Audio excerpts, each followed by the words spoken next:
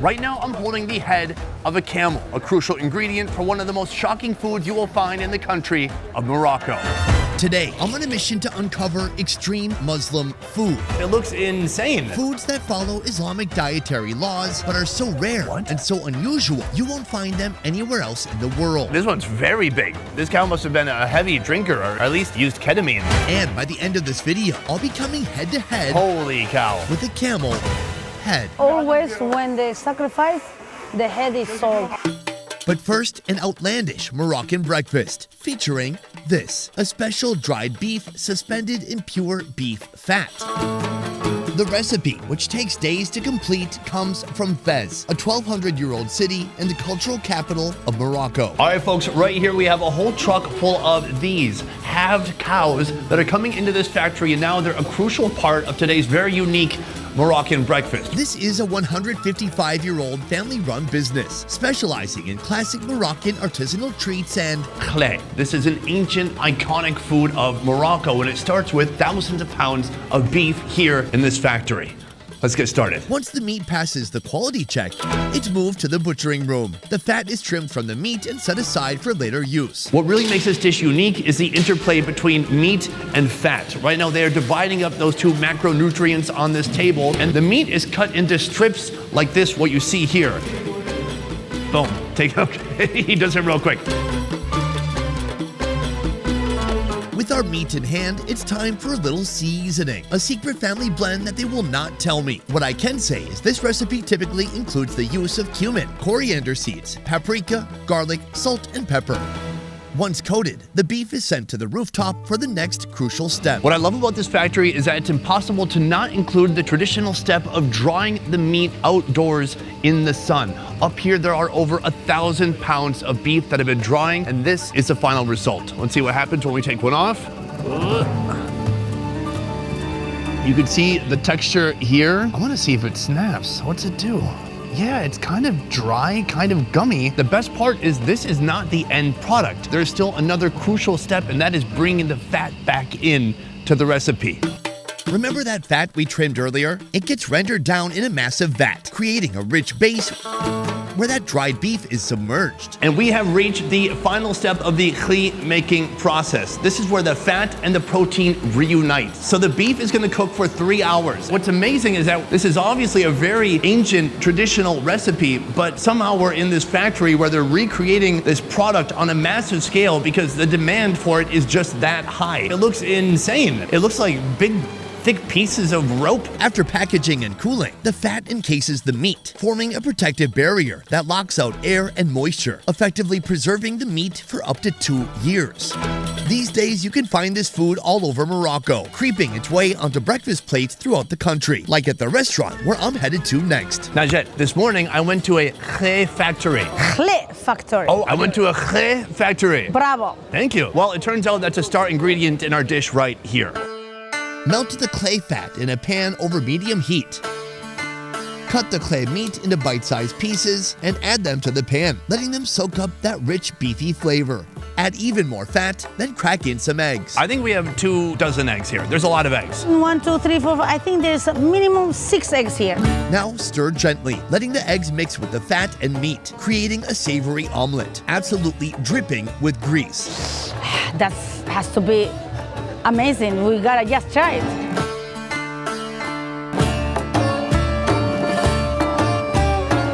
Transfer everything to a plate, don't forget the fat, and toss some of that classic local bread on the side. You take a piece of bread, it should be cut with hands. And then, look, this is a technique. Oh. And then you do like this. Your fingers don't even touch, you know? Well, it touched a little bit. My thumb is doing an alley-oop. I've got some oil, I've got the egg, I've got the meat. Is the meat gonna be tough? Last time I touched it, it was like a rope. Dining with me, celebrity chef Najat, who years ago hosted none other than Gordon Ramsay.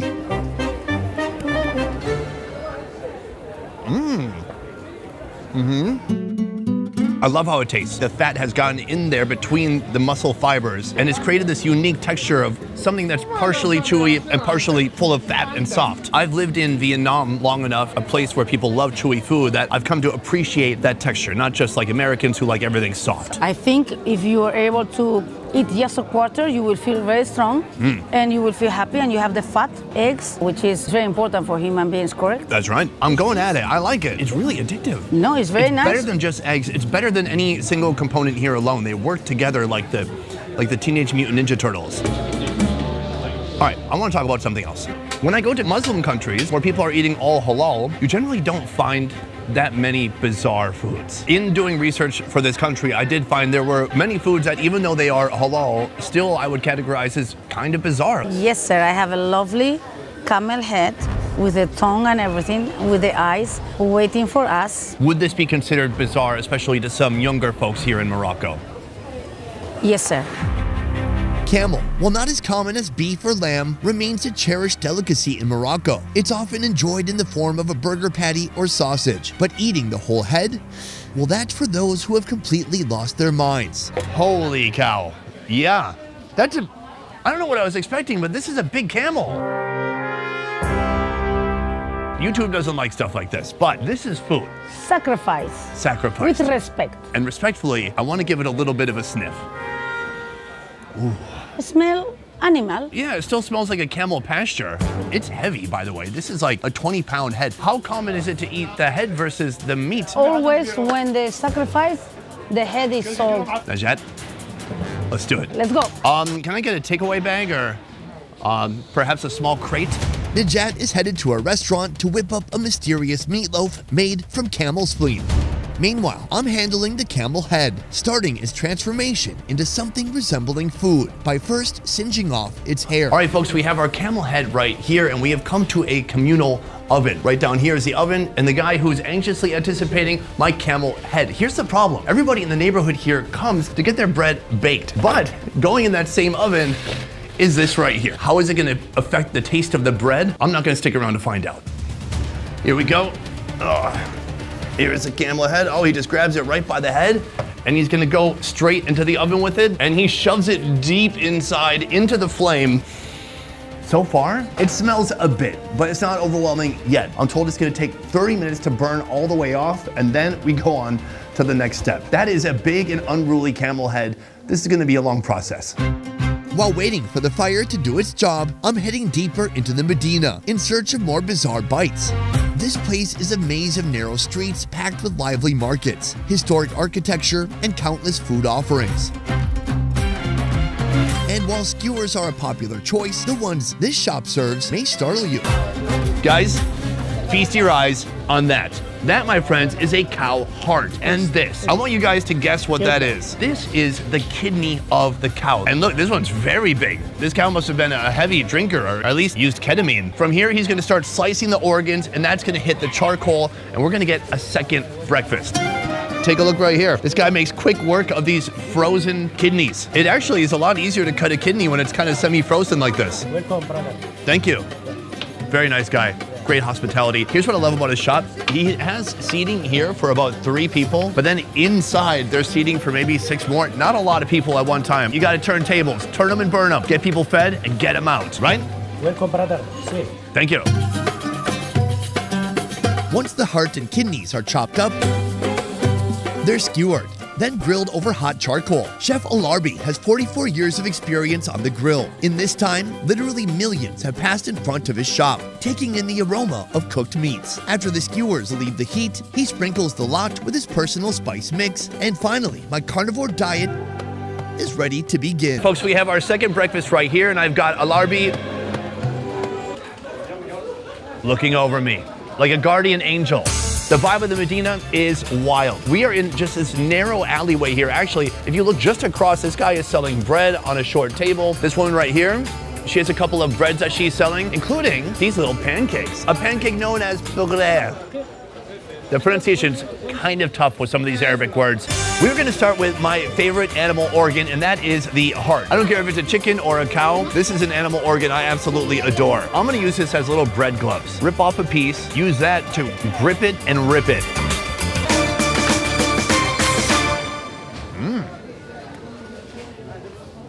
It's cooled down a little bit, but it's a nice texture. and it's a very nice flavor. The two most distinct flavors are chili powder, because it's a little bit spicy, and cumin. Here's what cumin is. Get your taco seasoning, that Ortega pouch, rip it open, and that really present smell in there, that's cumin. It's a very solid piece of meat. It's fatty, and there's a lot of flavor. Actually, it does make sense to pair this one with a little bit of bread, just to cut down the richness a bit. I like it. Moving on to meat, our next meat right here, the kidney. And if I'm honest, kidneys are not my favorite. When I think kidneys, I think of that time I was with the Toga tribe in Tanzania, and they made me eat it raw. Grab it with some bread gloves, peel it off, and let's throw back some kidney. Oh yeah, it's good. A strong flavor of cumin. Usually the organs, they can be gamey, there can be a lot of minerality, but they're pretty neutral actually. I'm a big cumin fan. If you are not a fan of cumin, you will not like this, but you also won't like a lot of other Moroccan dishes, because cumin plays a heavy part in seasoning food here. Wagon guy, Cartman. Now back to the camel head. With its hair removed, I bring it to a reluctant butcher, who, for only 20 bucks, attempts to scrape off any remaining hair scraps before absolutely pulverizing the cranium into unrecognizable head chunks. In the meantime, I'm heading up the street and down an alley to try a delicacy from the Sahara Desert that few locals have even heard of. We have come to our next destination. This is my guy, Adil. How you doing? Pound it. Boom. If you walk up to this cart and look at the sign, it will say steamed meats, but that only tells part of the story. The rest remains in here. In here you will see some very unique cuts of the cow. Now, you might have thought the heart or the kidney was unusual, but wait till you see what we've got in here, starting with this. This is a pretty easily identifiable piece of meat. Look at how soft and steamy that thing is. This is a cow tongue. Glorious. But the tongue is just the warm-up. This is what I'm really excited for. That right there is the cow's udder. These are the mammary glands of the cow. So that is going to be part of our next meal. Also, there's soup. Let's go. When an order comes in, he chops the tender meat into bite-sized pieces and plates them up.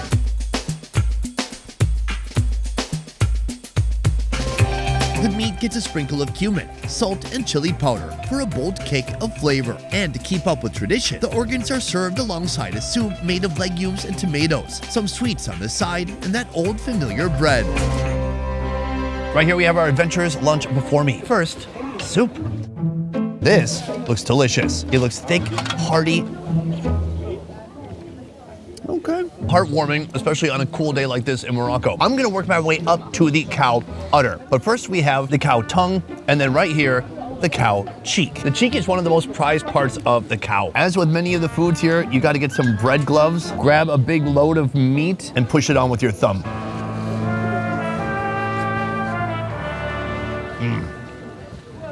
That is delicious and heavy. If this got steamed a little bit longer, it would be too long. This is almost becoming a paste. It is so soft. It's almost breaking down into nothing. And then we have this right here. This is the tongue of the cow. Here we got bigger, broader, more distinct chunks. This really looks delicious. Now, what's interesting about this place is you can either get the meat cut up on a plate like this, or you can have them jam it into a sandwich for you, but I've gone with the meat on the plate option. That's delicious. Oh, the texture is awesome. And then there's just one meat remaining. Take a look at that. This is the cow udder. It is a strange interconnected maze of tissues meant to create and distribute milk out the nipples. I'm gonna try to rip it in half just to show you how soft and tender it's gotten. Now compare that to the texture of the udder that we ate in Thailand, which was kind of tough and stretchy. This is gonna be a completely different experience, so let's go for it.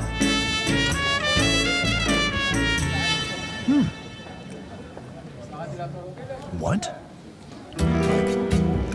A little bit spongy, but it's been steamed so long, the tissues are really just almost falling apart.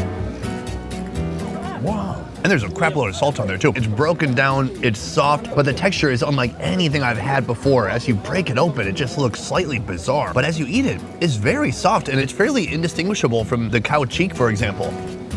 When I ate this in Thailand, it was kind of milky. It had a dairy aftertaste to it, but here, there's none of that. Well, it really just tastes like salt and cumin, because that's what they put on here. I like it. This is something new. This is also gonna be our final taste of cow, because now we're graduating up to the camel. The camel head, now broken down, heads to its final stop, Najat's restaurant. First, she seals her traditional steamer with flour paste to direct the heat to the top. The head goes in one terrifying piece at a time. After adding salt, Najat places the lid on top. Once fully braised, she plates up the camel head and serves it along with salt, cumin, and paprika. At last, our ultimate bizarre Moroccan dinner can begin. Najat, you've outdone yourself. Moments ago, I was holding the whole head of a camel in my hands, and now I'm kind of blown away by what I'm seeing here. It's like a big pile of bones and skin and meat. What a glow up. But we're not gonna start with this. Instead, we're gonna start with this. The spleen. And inside is a planet. Whether it's your spleen or that of the camel, this organ is in charge of filtering and recycling blood. It has a nice sheen on it, like it's just been rubbed down with baby oil. Bueno, baby oil. I could make a joke, but I'm gonna keep it. It turns out it can also be used as a sausage-like casing after being stuffed with ground camel meat, olives, and spices. The next move is, if you allow me, to make a little sandwich for you with my hands. Please. So you split the bread in half. Ooh, and then you attack it from an angle. Yes, sir. I will remove the fat if you don't mind. Will you make some for yourself too? I will, chef. I call you chef, yeah? More of a mid-tier YouTuber. You are a human being who show the job that we do. I've got my spleen, I've got my salad. A little bit spicy if you like. And then you just eat it.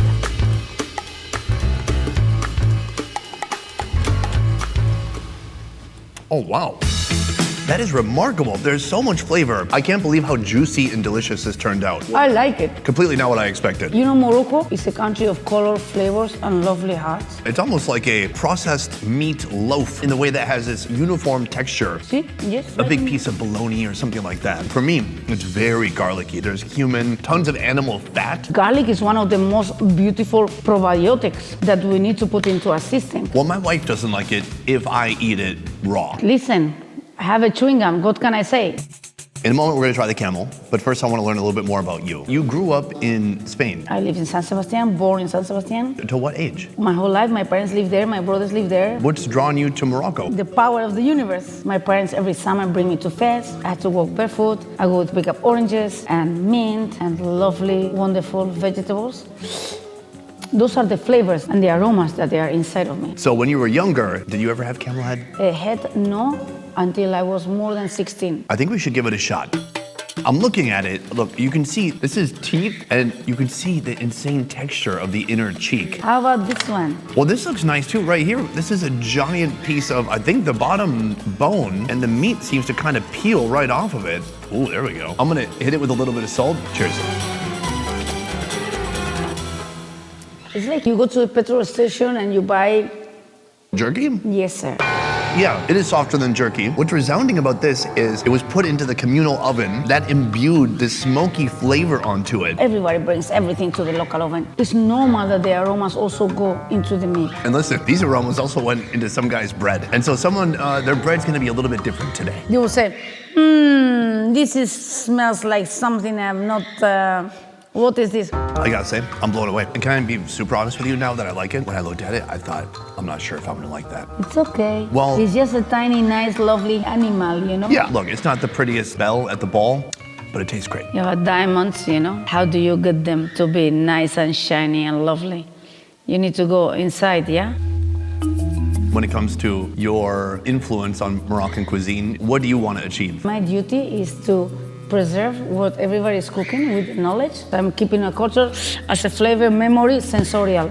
That's it. I would love to have this country appreciated like any Asian country, like Mexico, like India. So my duty and my job and my feistiness is to let the things of this land and this country to be recognized in the world. That's it. I don't want anything else. Beautifully said. Thank you so much. God bless you. Thank you. Hungry for more fun food videos? Join me at more Best Ever Food Review Show, a channel that's unfiltered, raw, half the quality, and twice the fun. Can you walk away and come back? Oh, look, the server. Subscribe now and you probably won't regret it. Now my favorite food memory. Jesus. Oh, is there a fight? I want to do like a top 10 ranking of countries where you think people are fighting, but they're just talking loudly. Ghana is up there. Morocco, I think, might be up there too. For a guest like you, we never done a head like this, but for other human beings, yes. For all the human meat? And other human beings, Oh, other human beings. Okay, good. I only talk to carnivores. thank you. Yeah. For the rest of the day, my plan is to venture out into the world as a young Moroccan boy, so he cannot keep a hold of his heads. As soon as he gets ahead, it moves. It heads out. Right now we are contributing to a traffic jam. I'm so fascinated with his shop here. First of all, a couple of things. Modern day marketing right here. He's got the QR code to all his social medias. Barbecue Alarbi Fez. Look at this Photoshop. He's got the name of the place up here, and then he's got a cow, some very happy looking sheep, a camel. I mean, money cannot buy this type of Photoshop. I mean, if you paid money, I think you would expect more, is my point. Tongue used to be this weird food to me. When I was like 12, my dad bought a cow tongue. It was in our fridge for like a week. I saw it getting older, and then suddenly it was gone. Dad, what'd you do with that tongue? Boom, that is it for video number 2 here in Fez, and the second video in Morocco, quite frankly. From here, we have a lot more to do. We're gonna go to Casablanca, and then we're gonna go to another city by the ocean. We're gonna go to Marrakesh, which is maybe where I'm standing now. Oops. Before we go, I want to say a huge thank you to Najat for joining me. You can go to her restaurant in Fez. This is the Instagram right here for her restaurant. It's called Nur. Go check it out and experience it for yourself. Thank you so much for watching. I will see you next time. That's it for this one. Peace. All right, how am I going to find my way back to my hotel? I did find a nice guy with a cab that was unmarked. I think I'll get into his car. Or was it a van? It was a van, a white van. I'm going to look for a white van and hop in.